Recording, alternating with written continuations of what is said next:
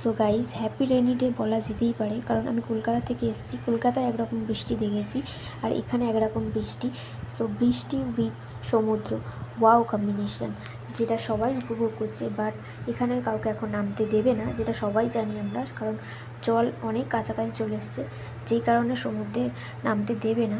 তো আমরা এখানে অনেকক্ষণ বসেছিলাম, বসে থাকার পর ভাবলাম যে বিকালে আসবো। তো সেই কারণে আমরা এখান থেকে রুমে চলে যাচ্ছি।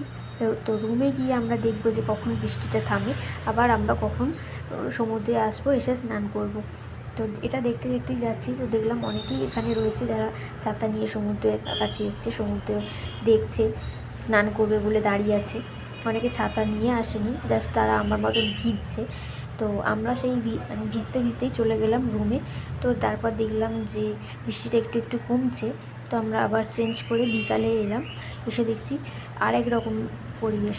শুধু মানে এটা বৃষ্টির মধ্যে একরকম ছিল, বৃষ্টি ছাড়া একরকম পরিবেশ। এটা সুন্দর লাগছে। সবাই এখানে বোল্ডারগুলোর সামনে গিয়ে ফটো তুলছে, ভিডিও করছে। আমরাও কয়েকটা ফটো ভিডিও নিয়েছি, যেগুলো পরে তোমাদের সবার সাথে শেয়ার করব। তো দেখা হচ্ছে নেক্সট মিনি ব্লগে।